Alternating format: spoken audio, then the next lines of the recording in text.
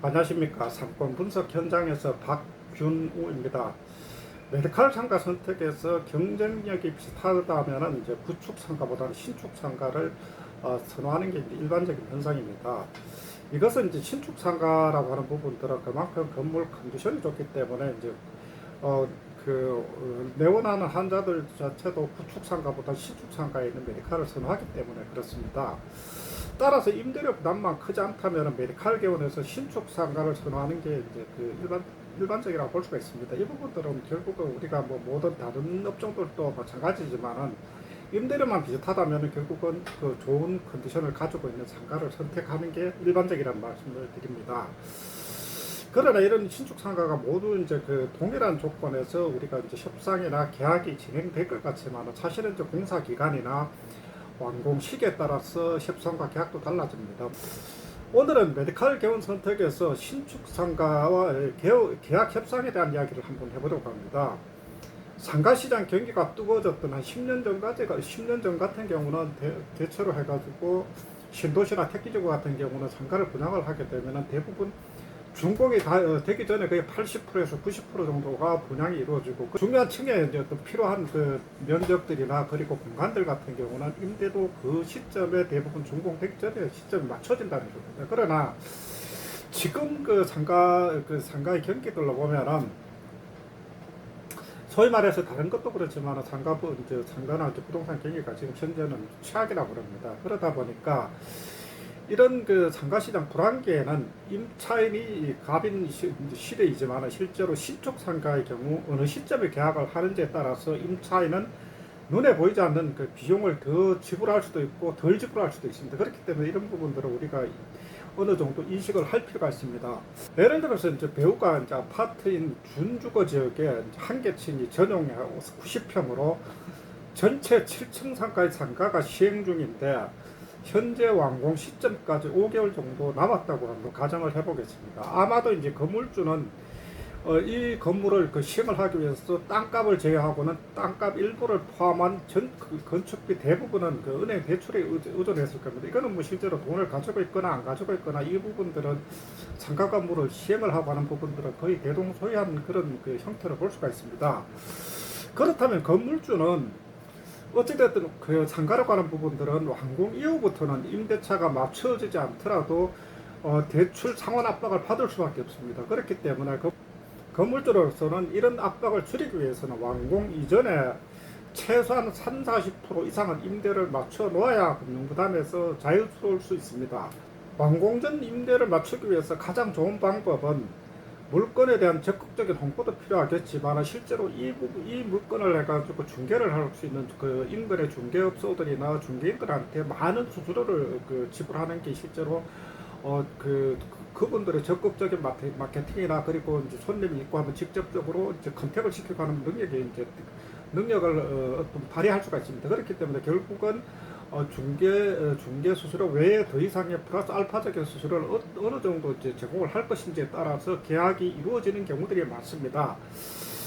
이런 영향 때문에 이제 중개 대행을 하는 그 중개업소에서는 만약에 이제 두 개 후보지가 있다면은 실제로 두 개 후보지를 동시에 이제 소개를 한다면은 어떤 후보지를 적극적으로 홍보를 할지는 명확해집니다. 예를 들어서 A라는 후보지가 실제로 이제 앞으로 한 5개월, 앞서 소개해드렸다시피 5개월 정도 남아있고, 그리고 B라는 후보지가 지금 완공이 다 되었고, 그리고 벌써 해가지고 임차가 어느 정도 이루어졌거나, 그리고 어쨌든 해가지고 금융 부담이 어느 정도 좀 덜하다고 생각을 한다면은, 그러면은 A라는 후보지는 아직 5개월이 남았는 것 같은 경우는 만약에 소개를 한다면 실제로 중개에 대한 어떤 수수료나 어떤 플러스 알파적인 수수료는 훨씬 많이 지불을 할 겁니다. 그러나 이제 뭐 준공이 되었거나 그리고 이제 뭐 어느 정도 임차가 이루어진 그런 상가 같은 경우는 굳이 더 이상 뭐 플러스 알파나 이런 부분들을 제공할 여지가 없습니다. 그래서 이제 물론 A 같은 경우는 불확실성이 크고 B는 불확실성이 적습니다. 왜냐하면 이제 어느 정도 완공이 벌써 이루어졌기 때문에.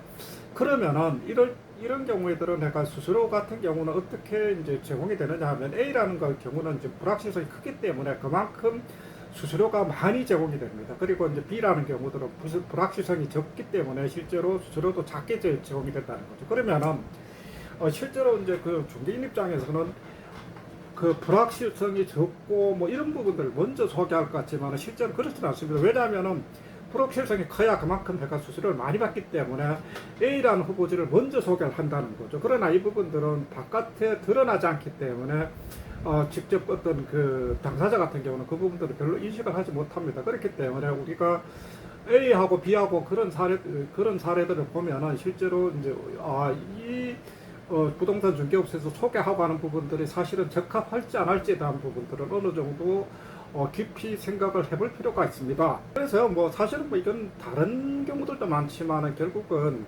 그만큼 모든 것은 해가지고 그 한 건을 했을 때 나한테 돌아올 수 있는 수술에 대한 부분들을 먼저 따져볼 수밖에 없다는 그런 말씀을 드립니다. 이 부분들을 우리가 뭐 이게 이제 비단 그 상가 부분만 아니라 다른 부분들도 거의 뭐 전가지의 어떤 그런 그 상황으로 흘러가는 경우들이 대부분이라는 부분들을 인식. 그리고 이제 일반적으로 이제 임차인 입장에서도 그렇습니다. 이게 이제 뭐 그 예를 들어서 이제 그런 경우죠. 이제 그 물론 이제 이거는 이제 그 A하고 B하고에 대해서 관계 부분들은 수술에 대한 부분들 가지고 말씀을 드렸는데, 그러나 이제 반면에 이런 부분도 있습니다. A라는 부분들은 불확실성이 크기 때문에 임차인 입장에서 계약을 할 때 절대적으로 유리한 입장에서 계약을 할 수가 있습니다. 왜냐하면은 그만큼 불확실성이 크기 때문에 건물주로서도 어떤 베네핏을 제공하고 하는 부분도 크게 가져갈 수밖에 없습니다. 그러면은 결국은 첫 번째가 그러면 계약을 했을 때 이제 그 매월 임대료를 해가 유예해 주는 기간, 그 소위 그 렌트프리라 그러죠. 그 렌트프리 기간을 어느 정도까지 더 해주 뭐 인테리어 기간만이 아니라 더 플러스 알파로 해주는 경우들, 이런 부분들을 생각을 해볼 수가 있고, 그리고 실제로 이제 그 보통 계약은 일반적으로 한 5년 정도 하죠. 5년 정도 하는데 보통 2년 이후에 이제 임대료를 인상을 하는 부분들, 예를 들어서 통상 해가지고 5% 내외로 인상을 하는데, 그러면은 그 아직까지 완공이 안 된 것 같은 경우는 건물 쪽 협상을 할 때 이거는 조금 더 이제 뭐 그 최초 임대료를 인상하는 그런 기간들을 늘려주십시오. 그러면 예를 들어 3년이 될 수도 있고 5년이 될 수도 있다는 거죠. 그러나 완공이 된 건물 같은 경우는 사실 그럴 여지는 많지는 않습니다.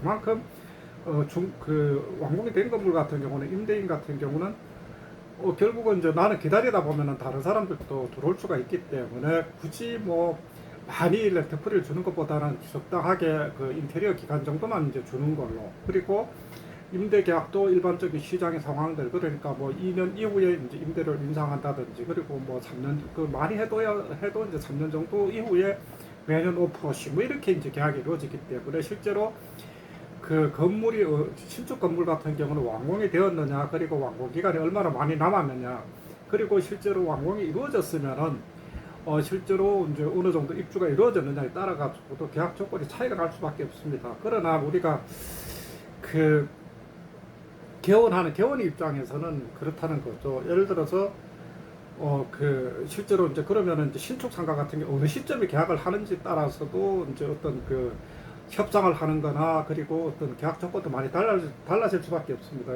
그래서 분명히 완공이 되지 않은 건물 중에서 시간이 많이 남아있는 경우 같은 경우는 불확실성이 크기 때문에 계약을 절대적으로 좋게 끌어갈 수가 있습니다. 그러나 이제 앞서 말씀드렸다시피 실제로 이제 이런 물건 같은 경우는 불확실성이 크기 때문에 자꾸 미루게 되죠. 대부분 미루게 되는데, 저는 이제 그런 말씀을 드립니다. 어쨌든 해가지고 위험성은 클 수밖에 없는데, 만약에 내가 그러니까 완공이 이루어지지 않는 상가가 불확실성이 크지만은 결국은 상권 입주가 뛰어나다면은 나중에라도 어쨌든 입주가 이루어질 것으로 본다면은 실제로 미리 계약을 하는 게 아무래도 협상에서 유리합니다. 상권 입주가 좋다 하더라도 이제 완공 시기가 가까워지거나 완공이 되었거나, 그리고 완공 이후 같은 경우는 앞서 말씀드렸다시피 건물주 입장에서 좋게 임차인에서 유리하게 계약을 잘 안 한다는 겁니다. 그렇기 때문에 어느 시점에 계약을 한지에 따라서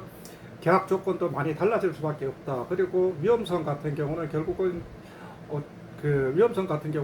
해가지고 감소를 하고 계약을 할 수밖에 없다는 부분들도 말씀을 드립니다. 그렇기 때문에 우리가 개원할 때 물론 돈이 많이 들어갑니다. 돈이 많이 들어가는데 정말 좋은 입지 같은 경우는 어쨌든 그 시간을 해가 미루는 게 아니라 오히려 시간을 당겨서 계약하는 게 오히려 더 유리한 할 수도 있다는 그런 부분을 말씀을 드리면서 오늘 그 이야기를 한번 정리를 해볼까 합니다. 결국은 여기서 정리를 해보면은 실제로 이제 그 중개인 입장에서는 A하고 B하고 후보지가 있다면은 실제로 상권 후보지가 좋든 나쁘든 나한테 절대적으로 이제 수수료가 많이 제공이 될 수 있는 부분들로 이제 어쨌든 계약을 추천할 수밖에 없다는 부분들을 이제 말씀을 드리고, 그리고 이제 그 준공 시기가 많이 남아 있는 거하고 실제로 준공 시기가 어떤 그 임박하거나 지났다고 그 중공 완공 시기가 지난 건물 같은 경우는 실제로 계약 조건에서는 시간이 많이 남아 있을 경우는 결국은 임차인에가 유리하지만 완공이나 그리고 일반적으로 어느 정도 해가 완공이 이루어진 건물 같은 경우는 임대인이 유리한 조건으로 계약을 할 수밖에 없습니다. 그렇기 때문에 이거는 어느 시점에 계약을 하는지에 따라서 어떤 그 나한테 어떤 그 계약 협상에 따라 실제로 계약을 해가 이루어졌을 때 어떤 조건 자체도 다 달라진다는 그런 말씀을 드리면서 오늘 정리를 해보려고 합니다. 감사합니다.